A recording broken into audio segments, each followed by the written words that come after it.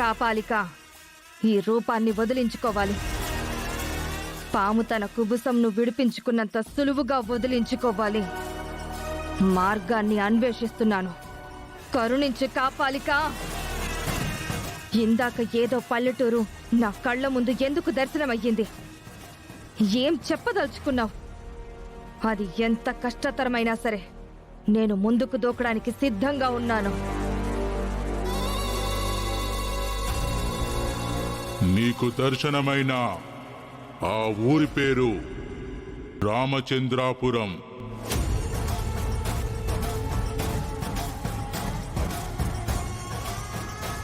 అన్నపూర్ణాదేవి వెలసిన గ్రామమది. నేల నుంచి ముక్కు పుడక బయటపడిన ఊరది. అమ్మవారు ముక్కు పుడక తాళపత్రాలు బయటపడిన పంట పొలం దగ్గరకు నువ్వు చేరుకోవాలి.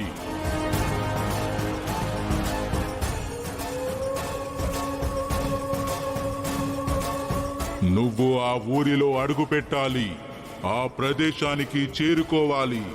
అక్కడ మట్టిని తవ్వి పూజను చెయ్యాలి. తవ్విన మట్టిని అక్షయ మీద వెయ్యాలి. అర్థం కాలేదా? తవ్విన గుంతలో అక్షయను మట్టుబెట్టాలి. దాని ఫలితంగా నీకు నీ పూర్వపు మంత్రగాడి రూపం తిరిగొస్తుంది. అలా జరగనంత వరకు నువ్వు ఎన్ని ప్రయత్నాలు చేసినా రూపం మారడం నీ వలన కాదు. మార్గం తెలిసింది. ఇక నా ప్రయాణమే ఆలస్యం. త్వరలోనే బయలుదేరతాను. నేను చెయ్యవలసింది చేస్తాను.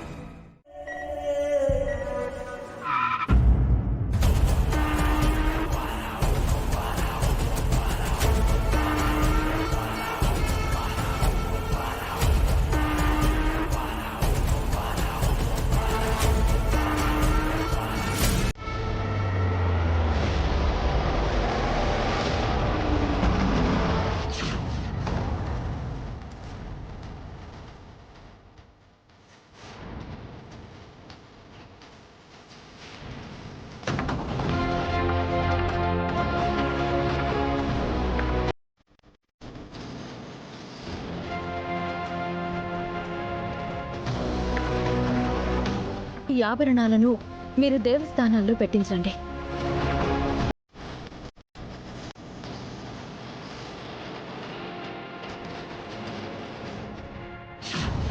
మా సంకల్పం నెరవేరకపోవడానికి గాని అవని నాపై మాటి మాటికి గెలుపుని సాధించడానికి కానీ చాలా విషయాలకి సెంటర్ పాయింట్గా ఉన్నది శ్రీకరే.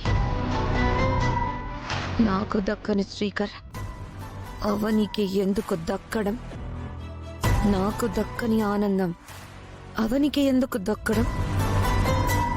వశీకర వలన ఎటు శ్రీకర్ చావంచుల వరకు వెళ్ళాడు. అక్కడి నుంచి వెనక్కి తీసుకుని రావడం ఎందుకు? అట్నుంచి అటై పంపించేస్తే ఒప్పనైపోతుంది కదా. అవనికి నాకు మధ్య యుద్ధమే ఉండదు. శ్రీకర్, నిన్ను చూడాలని, ఇక్కడి పరిస్థితి ఎలా ఉందో తెలుసుకుందామని వచ్చాను. తీరా వచ్చిన తర్వాత నా మనసు మారిపోయింది. నీకు సెండ్ ఆఫ్ ఇద్దాం అనుకుంటున్నా. మరో కంటికి కనిపించకుండా నిన్ను అంతం చేసి ఇక్కడి నుంచి బయలుదేరతాను. అదంతా నేను సృష్టించిన తాత్కాలిక మాయా నివాసం. నువ్వు వస్తావని, నా గురించి ఆరాలు తీస్తావని నాకు తెలుసు. నువ్వు తీరాలు దాటి విచారణ జరిపినా నా గురించి తెలుసుకోలేవు. దాని అసలు రూపం నాకు తెలుసు కాబట్టి అదెక్కడ దాక్కున్నా బయటికి రప్పిస్తాను. దాన్ని వదిలిపెట్టను. నువ్వు ఏదైనా సాధించగలిగేదానివని నాకు తెలుసు. కానీ ప్రస్తుతం నేను మాంత్రిక రూపంలో లేను. సాధారణ స్త్రీ రూపంలో ఉన్నాను. ఈ రూపంలో నుంచి వీలైనంత తొందరగా మారిపోబోతున్నాను. అందుకే మీ పల్లెటూరికి బయలుదేరుతాను. నన్ను పట్టుకోవడం అంత సులభం కాదు. ఏ అవని, నీ కూతురు వల్లనే నా రూపం మారే వీలుంది. అందుకే నీ కూతుర్ని పల్లెటూరికి ఏదో విధంగా రప్పిస్తాను.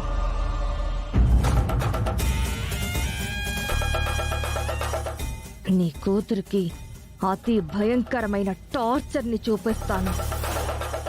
ఆ తర్వాత అంతం చేస్తాను.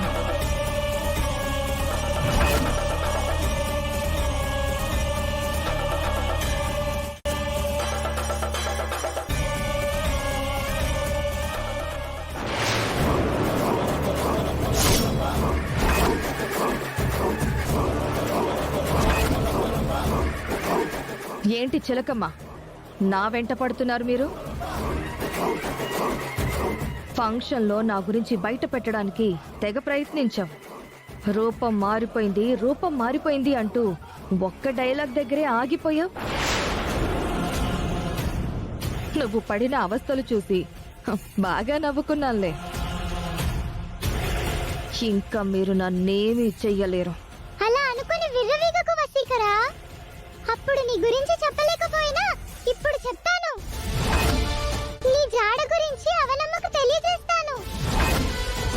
కూతుర్ని తీసుకుని వెళ్ళబోయావని, భర్తను చావు బ్రతుకుల మధ్యలోకి నెట్టావని అవనమ్మ నీ మీద చాలా కోపంగా ఉంది. నువ్వు ఎదురు పడితే నిన్ను అంతం చేస్తుంది. నీ గురించి చెప్పేస్తాను. నువ్వు ఇంతకి తెగిస్తావని నేను ముందే ఊహించానే నా చిట్టి చిలకమ్మ. అందుకే నీకు అంతటి అవకాశం ఇవ్వను.